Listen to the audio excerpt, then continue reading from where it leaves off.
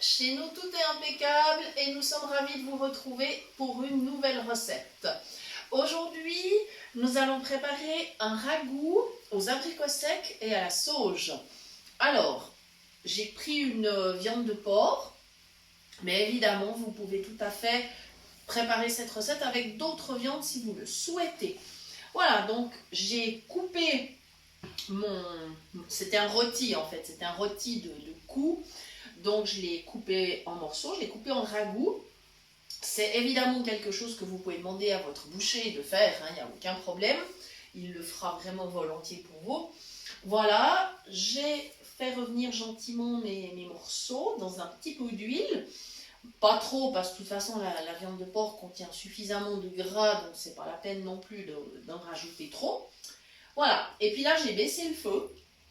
La simple raison pour laquelle j'ai fait ça, c'est que tout simplement, je vais maintenant ajouter d'autres ingrédients dans mon plat et je ne veux évidemment pas me brûler. Alors temporairement, j'ai baissé le feu.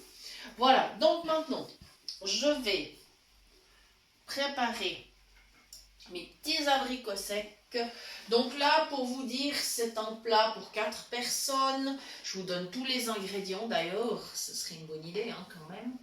Voilà, donc 1 kg de ragoût de porc ou autre viande, 200 g d'abricots secs, quelques feuilles de sauge, une cuillère à café de bouillon de légumes. Pour moi, c'est du bouillon de légumes sans gluten, bien sûr. Je suis très attentive à ça, vu que je n'ai pas le droit d'en consommer.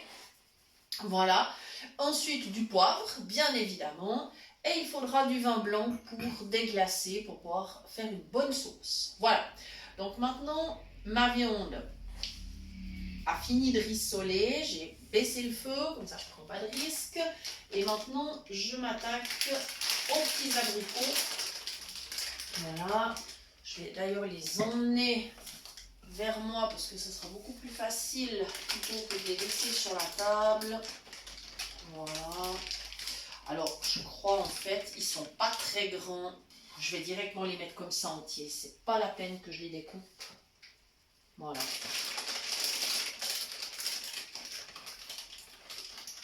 Ils vont de toute façon après se réhydrater dans la sauce. Il n'y aura donc pas de souci. Bon, je vais faire encore plus simple. Je vais tourner le paquet. Voilà. Toujours simplifier la vie. Ça y est. Voilà, je m'occuperai de ça tout à l'heure. Je vais ajouter mes feuilles de sauge. Donc ça, c'est de la sauge qui a été séchée déjà. Parce qu'on est sur l'automne et clairement, ça commence à être le moment de sécher les herbes. Si on veut en avoir pour tout l'hiver.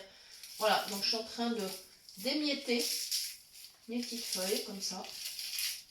Voilà, tout simplement. Et comme j'ai vraiment baissé le feu, il est presque à zéro.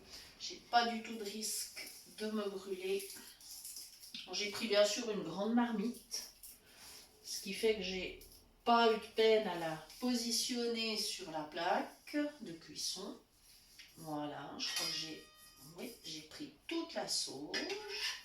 Ok, je vais aller laver les mains, parce qu'elle colle un petit peu à cause des abricots. Voilà. Parfait. Voilà. Et maintenant, je vais passer à l'assaisonnement.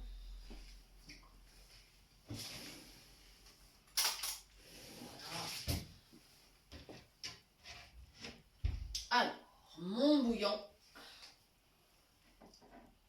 Voilà.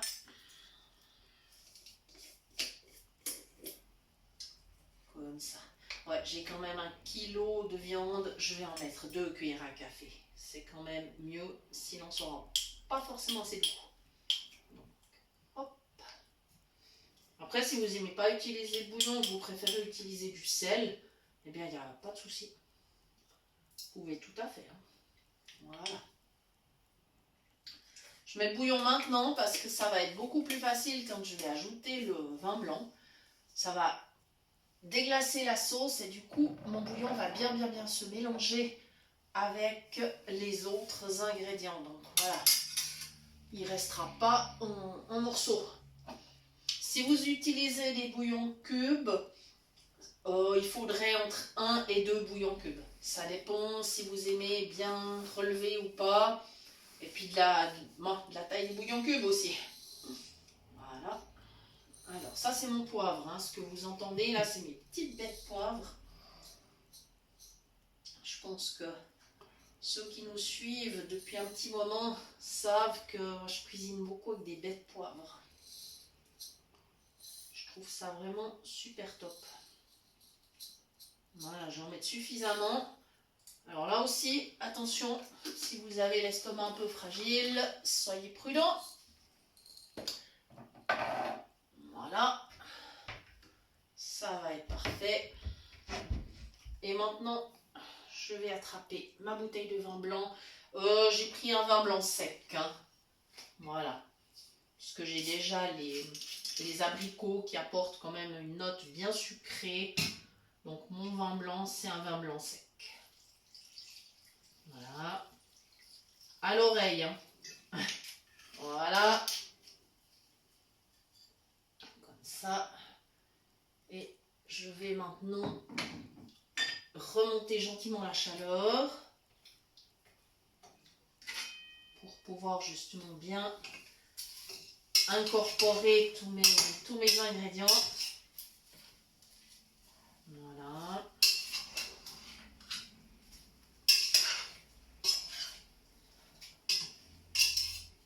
Et déjà là, franchement, ça commence à sentir bien bon. Et quand ça sera cuit, eh bien, ça sera vraiment encore meilleur. Voilà, aujourd'hui, ce plat, on va l'accompagner avec des petites pommes de terre et des haricots. Voilà. Mais après, il y a plein de garnitures qui sont possibles, bien évidemment. Voilà. Donc là, je laisse un petit peu remonter la chaleur. Et quand ça sera remonté, je vais couvrir et je laisserai alors mijoter à feu doux, parce que les ragoûts se mijotent à feu doux, pendant 2 heures. Voilà, parce que comme ça, ma viande sera bien tendre. Voilà. Je n'ai pas mis suffisamment de vin. Donc, je vais en rajouter un petit peu parce que mon niveau de sauce n'est pas vraiment optimal. Voilà. Je pense que cette fois, ça sera mieux.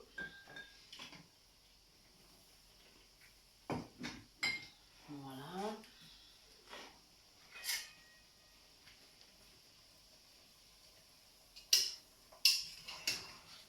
Voilà, ouais. Là, en remuant avec la spatule, je remarque que j'ai suffisamment de liquide. Voilà. Je vais couvrir. Hop. Voilà. Et dès que le couvercle de ma casserole sera chaud, eh bien je pourrai baisser le feu et laisser mijoter tranquillement. Donc je mettrai la chaleur sur 3 voire 4. On verra. C'est à l'oreille, c'est toujours à l'oreille. Voilà. Et on laissera mijoter 2 heures bien tranquille. Et on aura une viande bien moelleuse avec les abricots qui seront tout à fait fondants. La sauge. Voilà, ça sera vraiment super top. Ah, il est presque chaud mon couvercle. Alors là, il faut être prudent. Hein. Faut juste... Ouais, voilà. Je vais baisser. Voilà. Et là, ce sera à l'oreille. Voilà. Très bien. Eh bien, j'espère que vous aurez vraiment du plaisir à réaliser cette recette. Nous vous remercions de nous avoir suivis.